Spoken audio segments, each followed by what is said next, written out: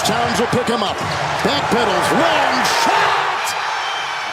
I can't emphasize this enough. When you're up against the two best closers in the league on the same team, you simply cannot let the game slip into their hands. They will shut you down, and that's exactly what unfolded. Luka and Kyrie combined for a staggering 66 points, shooting 55% from the field and 48% from three. It was another defensive masterclass from this electrifying Dallas backcourt, dismantling the NBA's top defense and proving that no team, no player can stop them. Before we dive into the exciting details about the NBA, we noticed something surprising. Only 0.1% of our viewers have subscribed to our channel. If you enjoy this content and want to see more, please consider hitting the subscribe button. Your support motivates us to keep creating content you'll love. Now let's get into it. Not even the Defensive Player of the Year. But really, who's surprised? Rudy Gobert has been the Mavericks' bullseye all series, and they've relentlessly exploited him. Whether he was getting burned on an ISO switch with Kyrie or Luka, or getting dunked on inside the lane, Gobert's individual defense was merely the beginning of the Timberwolves' troubles. Before this series even tipped off, I highlighted that Minnesota's fate hinged on how effectively their bigs handled pick-and-roll scenarios. And now, with 3 games in the bag, it's clear. They simply can't crack the code. The Timberwolves have tried everything: blitzing, drop coverage, switching, even throwing in a zone defense. But nothing sticks.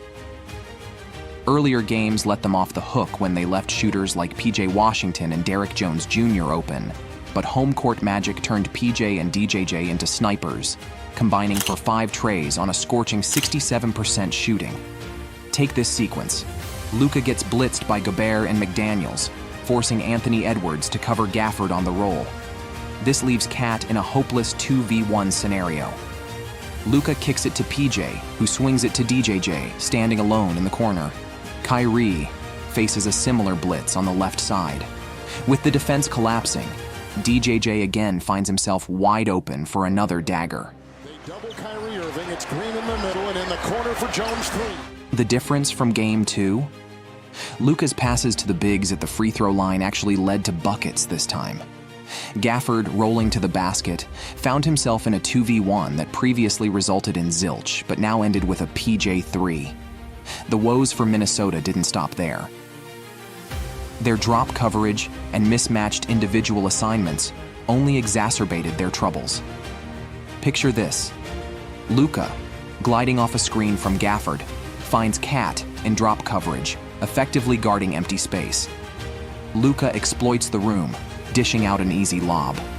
Next, Kyrie comes off a screen to find Gobert sinking deep in drop, offering 0 resistance. Kyrie capitalizes, draining a warm-up 3. From the opening tip, Anthony Edwards ducked out of guarding Kyrie, opting to cover DJJ instead. This left the diminutive Mike Conley to fend off Uncle Drew, essentially handing Kyrie free points on a silver platter. Remember, no Anthony, no problem. On the other end of the court, Luka Doncic was a defensive dynamo, racking up 5 steals, more than the entire Timberwolves squad combined. Luka wasn't just swiping passes, he was everywhere, drawing charges, diving for loose balls, and forcing jump balls. When your superstar hustles like that, it's contagious, and soon the whole team was following suit. With Lively sidelined, Gafford became the lone sentinel in the paint, particularly shining in the 4th quarter. This late-game stretch is where the contest truly diverged. The Timberwolves crumbled under the pressure while the Mavericks thrived. With 3.5 minutes remaining, and the score knotted at 104, the Mavs ignited a decisive 13-1 run, sparked by yet another clutch corner 3 from PJ Washington.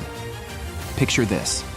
Luka at the top of the key, Gafford hustling up to set a screen, and Edwards, trying to preempt the play, turns his back too early. Luka swiftly dishes to Kyrie, leaving Edwards stranded in no man's land, and PJ wide open for a corner 3. Following PJ's dagger, each Mavs closer had their moment. Under tight defense, one spun, faded, and nailed a tough shot. Towns tried to keep up, backpedaling desperately, but it was futile against the long-range bombardment. Finally, the play of the night. Kyrie dribbled in, but Gafford knocked it away. On the very next possession, Luka took control at the top. Gafford set a screen, and Gobert, stuck in drop coverage, might as well have been wearing a dunk here sign. Both teams shot over 50% from the field, but the key difference was each player's ability to fulfill their role. Karl Anthony Towns delivered yet another disappointing performance, scoring just 14 points on 28% shooting and missing all his three-point attempts. Now an abysmal 4 for 32 from deep in the series. Those numbers from your second scoring option are a recipe for disaster. Even Josh Green with a single shot made more threes than Towns. While several Timberwolves exceeded their usual shooting percentages, the Mavericks' cohesive play required Minnesota to be perfect, and they weren't. Unlike Game 2, the Mavericks were all business from the start in the first half. They burst out of the gate, showing the Timberwolves they meant business. The third quarter got a bit shaky when Ant-Man threw down a jaw-dropping dunk. But despite that, Minnesota couldn't build a lead for the fourth quarter. As always, Kyrie turned up the heat in the final period, while the Timberwolves' offense fizzled, managing just 3 points in the last few minutes. Turnovers were an issue, sure, but everything else the Mavericks have been doing right all postseason long was on display in this game. Role players stepped up, superstars dismantled the defense, and crunch time was utterly dominated by Dallas. Now up 3-0, the Mavericks are just one win away from the NBA Finals. Luka Doncic is on the brink of his first ever Finals appearance, and the wild part? He's been playing injured for almost the entire playoffs. This series has shown that when the Mavericks are locked in, they are an unstoppable force. Minnesota, despite its talent and potential, simply cannot keep pace when Dallas is firing on all cylinders. The Mavericks' road to the finals is almost complete, and Luka is ready to make his mark on the biggest stage. The Minnesota Timberwolves are a formidable team, but the Dallas Mavericks are their kryptonite. Luka Doncic and Kyrie Irving possess the skills to dismantle even the toughest defenses. The Timberwolves' size advantage has been rendered meaningless. Karl Anthony Towns struggles to score, and Rudy Gobert is merely a spectator on the court, contributing little on both ends. Naz Reid is the only big man making any impact, while Anthony Edwards has shown he can't be a two-way player, at least not yet. His lack of stamina to defend Kyrie and score consistently is evident.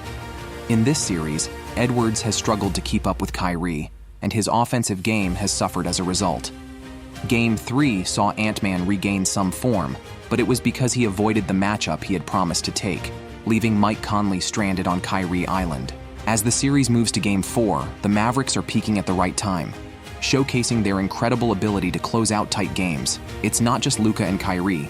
Gafford and PJ have stepped up in crucial moments. We must give credit to Jason Kidd and his coaching staff, who have masterfully adjusted to every defense the Timberwolves have thrown at them. Despite Derek Lively's absence, the Mavericks won by a larger margin than in the first 2 games. It was a coaching masterclass, leaving the Timberwolves with no answers. What are your thoughts on Game 3? Drop your predictions in the comments below and stay tuned for more updates. Until next time, peace out. And if you're not already in the loop, it's time to get familiar. As we wrap up discussing Game 3, I'm curious.